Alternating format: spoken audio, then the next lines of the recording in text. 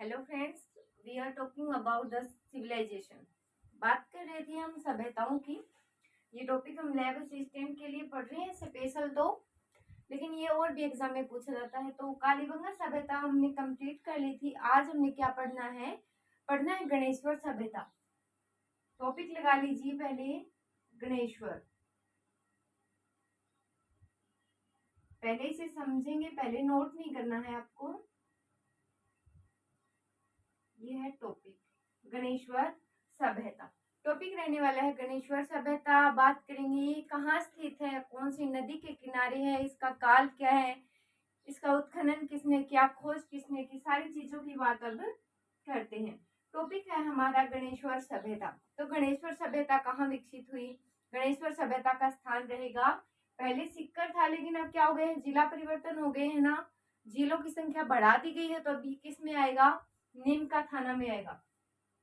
तो इसका स्थान अगर मैं बात करूं तो रहेगा नीम का थाना। एक बार देखते जाइए, आपको क्लास में ही मैं सारी चीजें याद करवा दूंगी। नीम का थाना ट्रिक ले लेकर हम सारी चीजों को याद करते हैं। वैसे ये टॉपिक भी याद करेंगे। समय क्या रहेगा? 2800 ईस्वी से 2000 ईसा पूर्व। 2800 से 2000 ईसा पूर्व, ईसा के जन्म से पहले, ये इसलिए लगाया जाता है ईसा पूर्व। नदी की बात करूं मैं तो उस एरिया में नदी कौन सी है? गंगा तो कोई है नहीं, कांतली नदी आएगी। तो नदी कौन सी है? कांतली है। देखिए, इंपॉर्टेंट चीज एक बार लिख रही हूँ ताकि हमें याद हो जाए। तो कोई भी चीज का पता करने वाला कोई ना कोई तो होता है ना, उसकी खोज करने वाला। तो इसकी खोज किसने की थी? RC अग्रवाल ने। ठीक है, गणेश्वर की खोज किसने की? RC अग्रवाल। RC अग्रवाल।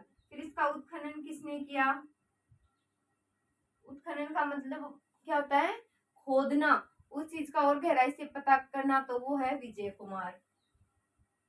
ठीक है, विजय कुमार।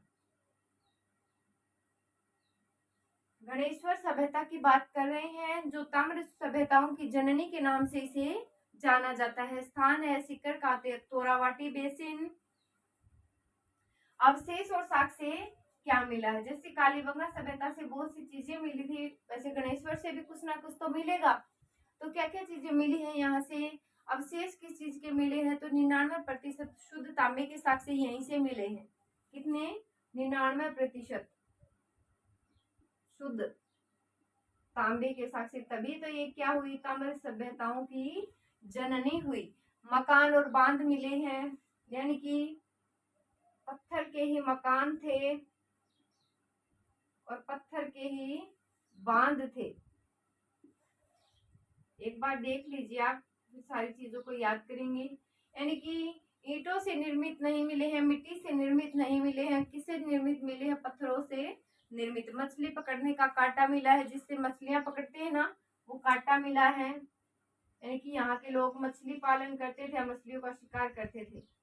मछली शिकार, मछली पकड़ने का कांटा मिला है। कुल्हाड़ी मिले हैं, यानी कि तांबे के ही उपकरण मिले। जैसे कुल्हाड़ी है ना, वो भी यहाँ पे तांबे की मिली है।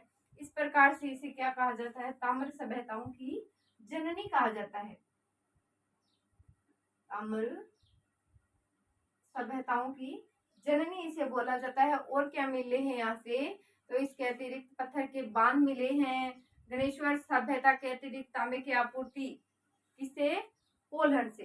तो एक बार ये सारी चीजें दिमाग में बैठाते हैं, कैसे देखते हैं। नाम क्या है? गणेश्वर। गणेश्वर को एक बार भूल जाओ, याद रखना है क्या? गणेश। क्या नाम याद रखना है? गणेश। गणेश कहाँ रहता था? नीम का थाना। क्योंकि सभ्यताएं आज तो हमें ये लग रही है कि गणेश्वर याद ही रह जाएगा, सीधा नीम का थाना तो याद नहीं रहेगा, क्योंकि 10-15 सभ्यता हम इनमें पढ़ेंगे ना तो स्थान ध्यान में नहीं रहता, बहुत मैटर याद करना पड़ता है। तो ये ट्रिक किसे ही रह सकता है? गणेश्वर कहाँ का? नीम का थाना का। कहाँ रहता था ये गणेश्वर नाम का आदमी? नीम का थाना। नदी कौन सी थी उसके घर के पास? नदी थी कांतली। कौन सी नदी? कांतली नदी थी। और जो उनके मकान थे वो किसके बने थे, पत्थर के बने थे। तो इस चीज से ये याद रह जाएगी कि हाँ, पत्थर के मकान और पत्थर के बांधे कहाँ से मिले हैं, गणेश के घर के पास से मिले हैं, यानी कि गणेश्वर सभ्यता। और उसके पड़ोसी कौन कौन है, एक तो अग्रवाल जी रहते थे वहां पर और एक विजय कुमार जी रहते थे। ठीक है, और समय कब की बात है, ये 2800 से 2000 ईसा पूर्व। कहानी शायद एक बार आपको अटपटी लग रही होगी, एक बार फिर से देखते हैं, सारी चीजें आपको क्लियर हो जाएंगी। गणेश्वर नाम का इंसान था जो नीम का थाना का रहने वाला था। कहाँ का, नीम का थाना का रहने वाला था। उसके घर के पास एक नदी थी, कौन सी, कांतली नदी थी। और उसका जो घर है वो किससे बना था, पत्थर से निर्मित उसका घर था। वो मछली पकड़ने भी जाया करता था। और उसके दो पड़ोसी थे, एक तो आरसी अग्रवाल और एक उत्खनन किसने, विजय कुमार। और शुद्ध प्रति यहाँ पर तांबे के साक्ष्य मिले हैं। मेन चीज तो यहाँ तांबे की रहने वाली है।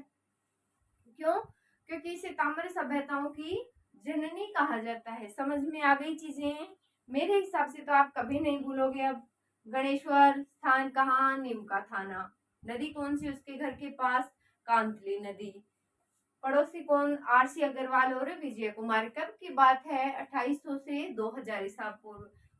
गणेश्वर का जो घर है वो किससे बना था, मिट्टी से बना था या पत्थरों से बना था, तो पत्थरों से बना था।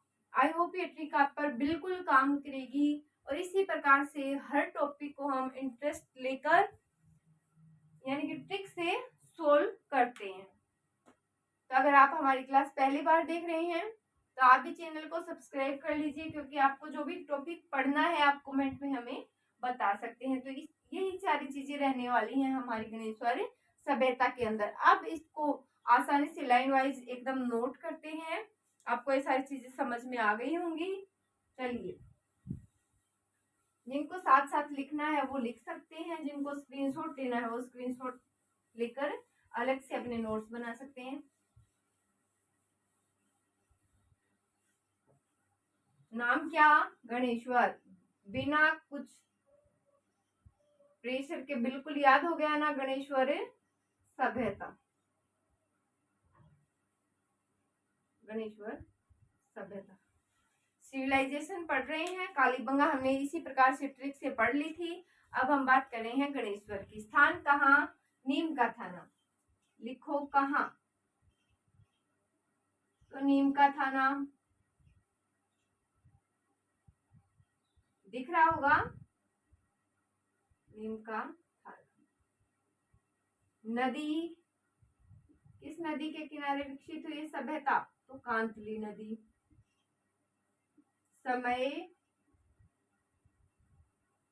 2800 से 2000, 2800 से 2000 ईसा पूर्व।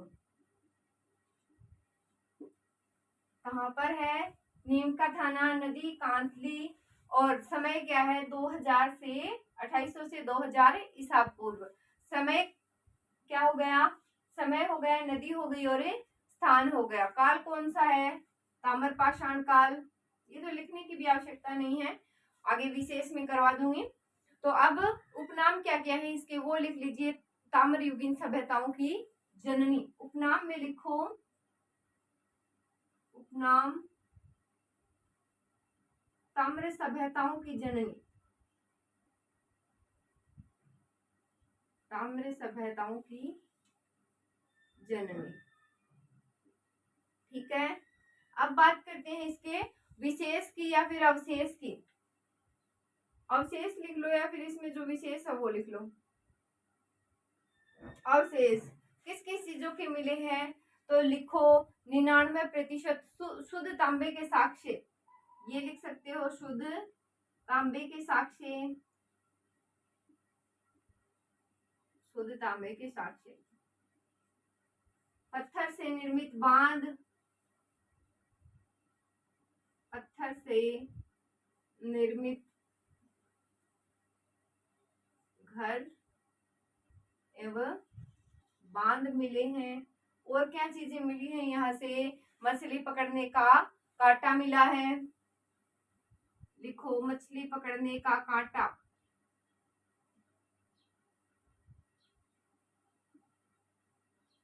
पकड़ने का कांटा मिला है। और क्या मिला है यहाँ से? तो यहाँ से 6 प्रकार के मृदभांड मिले हैं। ये सारी चीजें आपको याद करनी है गणेश्वर में।